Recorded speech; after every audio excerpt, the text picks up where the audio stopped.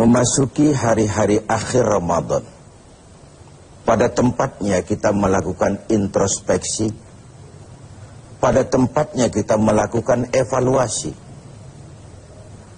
Kalau bulan Ramadan ibarat bulan kawah candra di muka, di mana kita dilatih, digembleng, digojlok jiwa kita ini, maka seorang petinju masuk latihan, keluar latihan, tentu saja tinjunya makin hebat.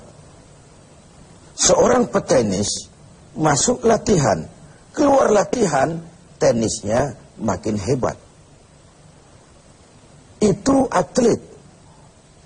Kalau latihan tiap hari tapi main kalah terus, orang kan menilai, buat apa latihan, Bung, kalau mainnya kalah terus. Sepanjang Ramadan sebulan penuh kita digojlok, digembleng, dilatih. Untuk apa? Menghadapi hidup 11 bulan sesudahnya. Kalau setelah Ramadan kita kalah lagi oleh setan, kalah lagi oleh iblis, alamat latihan kita di bulan ini tidak membawa hasil yang diharapkan. Nah, sebagai bagian dari introspeksi itu, pada kesempatan ini, saya ingin menyampaikan sebuah hadis yang memberikan gambaran kepada kita bahwa lagi-lagi ibadah pada dasarnya merupakan satu totalitas, satu keutuhan, yang satu berkait dengan yang lain.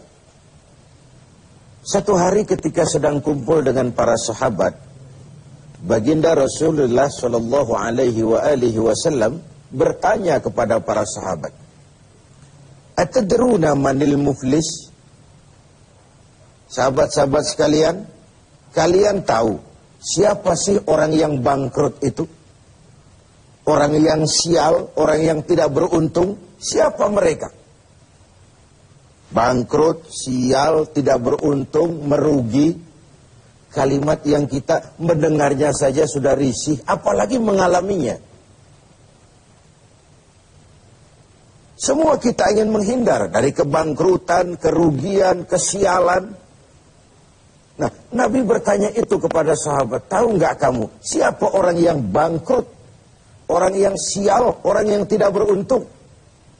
Macam-macamlah jawaban para sahabat ketika itu. Ada yang menjawab, ya Rasul, al-muflisu fina man la dirham lahu wa la mata'. Menurut pendapat kami ya Rasul, orang bangkrut, orang sial, orang tidak beruntung itu man la dirhamalah, ma la dirhamalah, orang yang tidak punya uang dan tidak punya harta. Apalagi mau lebaran macam begini, orang yang tidak punya uang dengan orang yang punya uang, janganlah gaya hidupnya, gaya jalannya saja lain. Uang itu katanya raja, katanya. Lidah yang paling fasih untuk bicara, uang.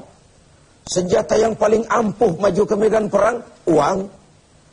Urusan macet dibicarakan dengan lidah, bicarakan dengan uang. Tokcer. Meriam pun tidak akan bunyi kalau ditutup dengan uang. Dan begitu seterusnya. Begitu jawaban sebagian sahabat, begitu juga pandangan banyak kita sekarang ini. Begitulah memang bahwa materialisme, hedonisme menggiring kita untuk menilai seseorang dari penampilan. Maka berpayah-payahlah kita menghabiskan sejumlah dana untuk mengurus penampilan ini.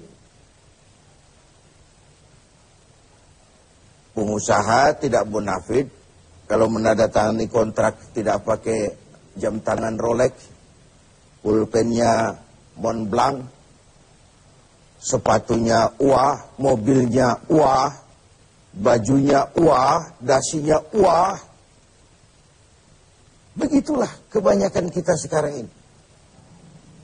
Berpacu menata penampilan. Orang yang bangkrut, yang tidak punya itu semua. Tidak punya uang, tidak punya harta. Hidup cuma sekedar mengumpulkan keinginan-keinginan dan seterusnya. Mendengar jawaban ini, Rasul senyum. Enggak. Bukan itu orang bangkrut. Bukan yang tidak punya uang. Bukan yang tidak punya harta.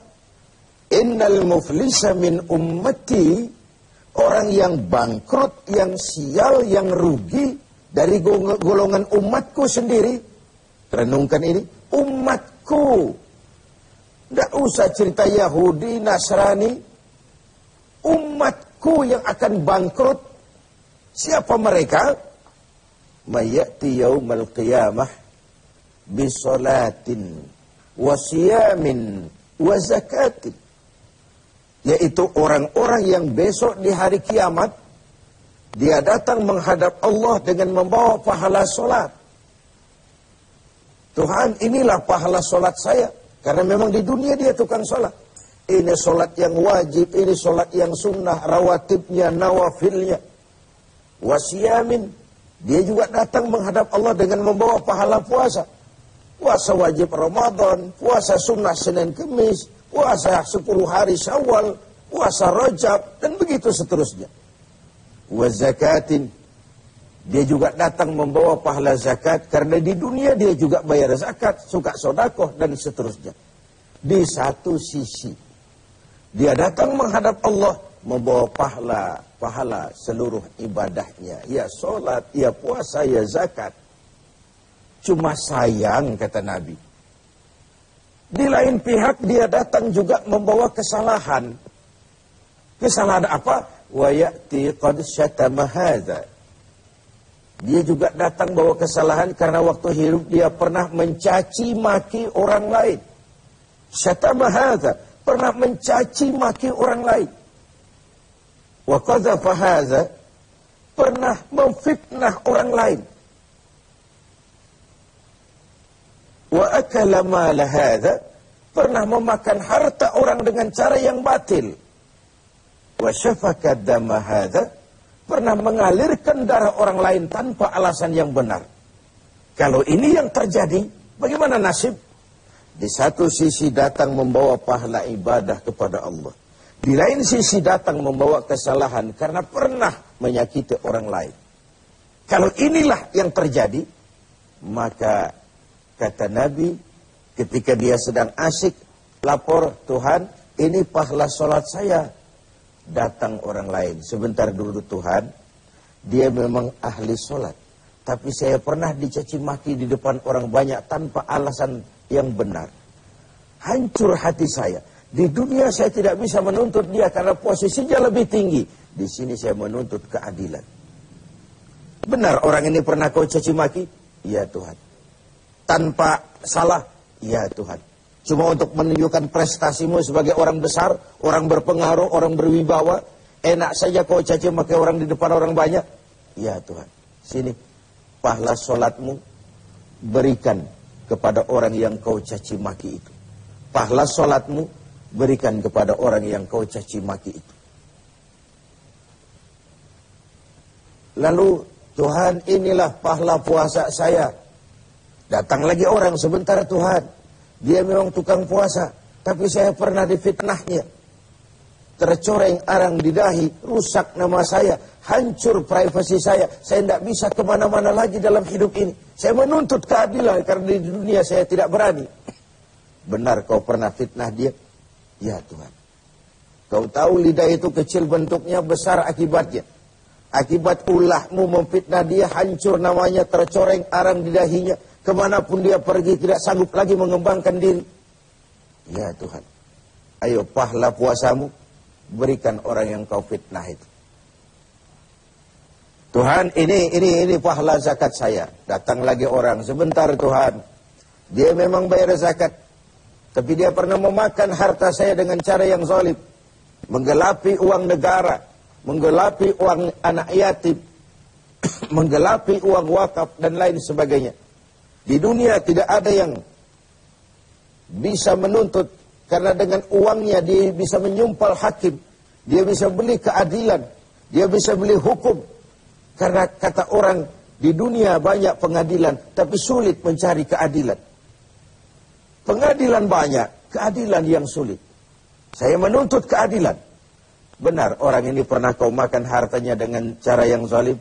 Iya Tuhan, sini pahala zakatmu berikan kepada orang yang kau makan hartanya dengan cara yang zalim. Inilah nasib. Fa in faniyat hasanatuhu qabla an yuqda ma alaihi. Kalau habis sudah pahala ibadahnya diberikan kepada orang, sedangkan yang menuntut masih banyak, orang dia zalimi masih banyak, orang yang dia makan hartanya dengan zalim masih banyak, orang yang dia fitnah masih banyak. Apa yang terjadi? Ukhiza min khatayahum. Kesalahan dan dosa orang yang dia fitnah, dia caci maki, dia makan hartanya, diambil, diberikan kepadanya. Dan pada akhirnya summa turihatin nar, diberikanlah dia, dilemparkanlah dia ke neraka. Sudah pahala dipreteli, dosa diberikan pula. Ini kan bangkrut, ini kan sial namanya, ini kan tidak beruntung namanya. Ibarat orang dagang, sudah modal habis, tagihan utang masih datang terus. Wajar kalau akhirnya kita terkena perkara. Oleh karenanya, kita melakukan introspeksi, evaluasi. Sudah baik hubungan kita kepada Allah di Ramadan ini? Alhamdulillah. Mari kita melirik bagaimana hubungan kita dengan sesama manusia. Semoga evaluasi ini memberikan sebuah arah yang memperbaiki hablum minallah dan hablum minan nas kita. Hubungan vertikal dan hubungan